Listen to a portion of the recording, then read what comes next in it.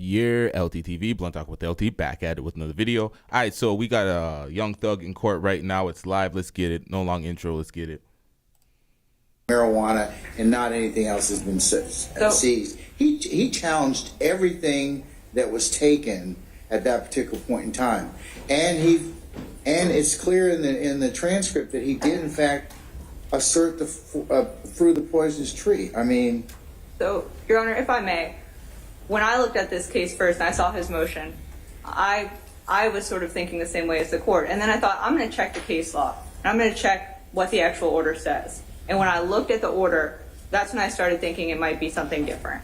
And whether or not we interpret it a certain way, the language itself, the plain language, and I know that the directive from the appellate courts has been to look at the plain language of statutes, to look at the plain language of orders. The language itself says, the evidence located in defendant Williams' home that is subject to the above referenced accusation number, specifically the just over an ounce of marijuana. If the court had intended to suppress the remainder of the items after just stating, so the court says, the court grants defendant's supplemental motion to suppress any and all evidence located from defendant's home. He could have just said that, and that would have been a different ruling. But instead, the judge then said, based on this ruling, the evidence located in defendant Williams' home that is subject to the above referenced accusation number, specifically the just over an ounce of marijuana, is hereby suppressed. If the court wanted to make a ruling on the fruits of the poisonous tree, it could have, but it's clear from the transcript. And I'm not going to say Mr. Steele didn't argue about that during the hearing, but he didn't ask the court, hey, Judge Newkirk, can you please make a ruling on the fruit of the poisonous tree? There was no ruling on fruit of the poisonous tree. We're not talking about a second bite of the apple here. We're talking about him now challenging a search warrant that was not challenged before. And I think though, that's the thing about it. I mean, I think it's clear from reading the transcript and the exhibits 1 through 10 that were admitted. No, that's their audio. We were here on the 17th of November, that he challenged everything: the arrest warrant, the search warrant, and he, in fact, he filed a supplemental motion to that extent. So Judge Newkirk granted the marijuana was only the subject matter of what you prosecuted him for at that point in time. You had other things that were seized.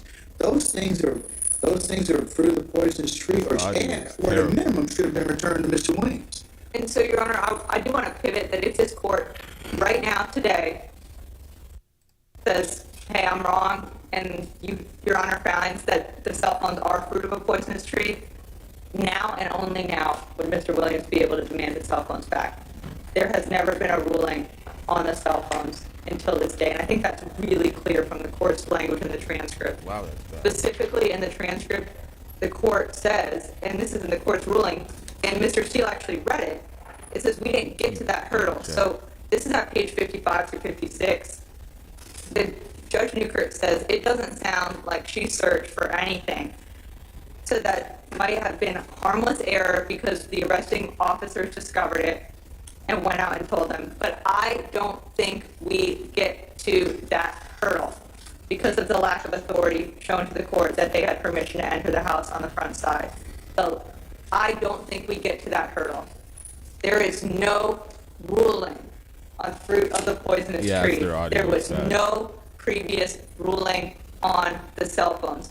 To the extent Mr. Steele wants to make an argument about the other search warrant in the other case, that other search warrant, we can do that today. We have the witnesses here. If this court can make a ruling whether that search warrant was proper. And we have testimony. We will explain the delay. We will explain that there was not the appropriate software available at the time of the warrant. We'll explain why all of that was lawful. But there's been no time to litigate that. The question now is whether there was a previous ruling on the fruits of the poisonous tree, and Your Honor, there just wasn't. And Your Honor, we have here the law enforcement, I do mention this briefly in my case, there was no finding that his rights were violated. There was a finding that the state did not meet its burden. Here, the officers acted in good faith. Again, we are prepared to show that there were proper warrants for everything. We No, it haven't doesn't had matter that opportunity which yet channel you to watch this show on. as to This the is the audio of the 2016 court cell right phone now. warrant. We're ready to do that Issues with the today. audio. Now, Your Honor, there has just been absolutely no ruling as fruits of the poisonous tree, and if the court were to find Yep. Visual issues, technical issues, all of that wrapped up into one.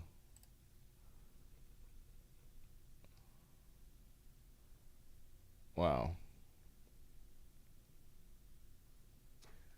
All right. So we had Young Thug's lawyer was going in speaking about the unlawful execution that the police did with the warrants, and he was barring them down. He was putting in a lot of work for a thug to get out on a technicality, but we don't know what's happening. This the prosecution has a weak ass defense to his claims, but now it's cut off somehow. Let me check if the lead attorney is still streaming this and others, because many others are watching the same stream and they've been having technical issues. Yep, they're having technical issues as well.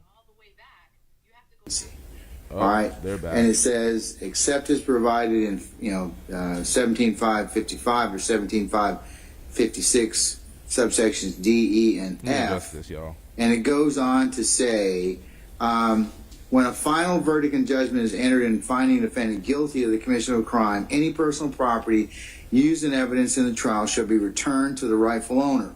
All personal property in the custody of law enforcement agency, including personal property used as evidence in a criminal trial, which is unclaimed after a period of 90 days following its seizure or following a final verdict and judgment in the case of property used as evidence, which is no longer needed in a criminal investigation or for evidentiary purposes in accordance with 17-5-55 or 56 shall be subject to disposition by a law enforcement agency.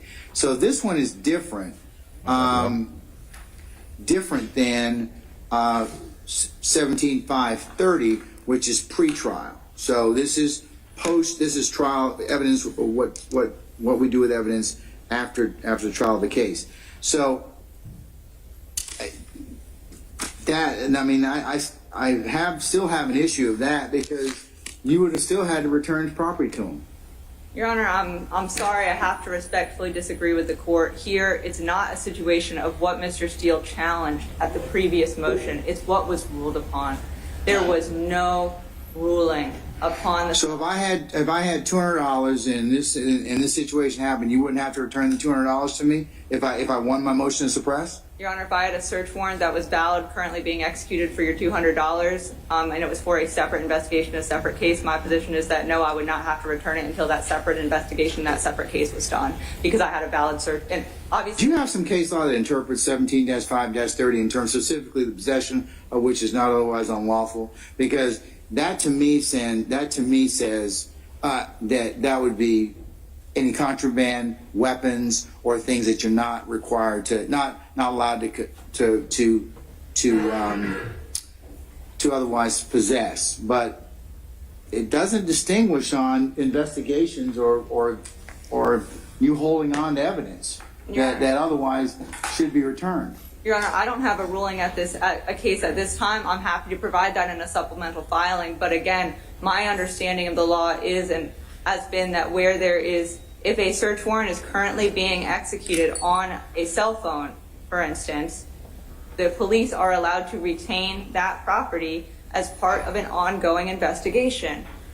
But he won the motion to suppress. On the marijuana case, Your Honor, not. But you took more than the marijuana. He wouldn't get the marijuana back anyways. He wouldn't get any cocaine that came back anyways. He wouldn't get a gun back if he's a convicted felon.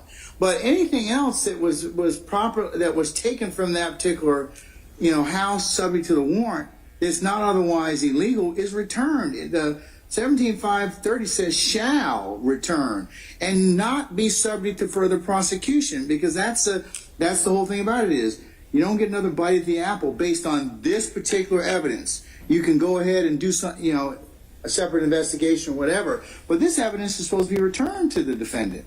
Your Honor, our position remains that because there was a separate ongoing investigation for which a valid search warrant was in effect, and there was no ruling as to fruits of the poisonous tree, there was absolutely no reason to return that cell phone. I'm happy to provide the court with an additional brief, but that is our position at this time. Okay. All right.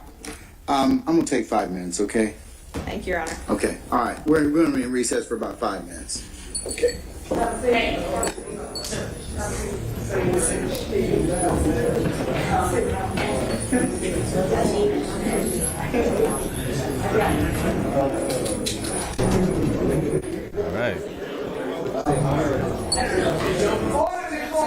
Order in the court, guys. Thank you.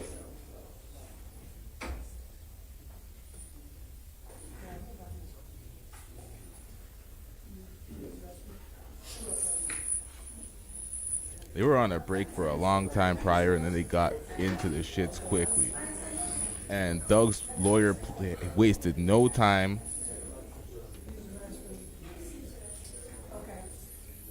And at first, he was faced with pushback from the judge.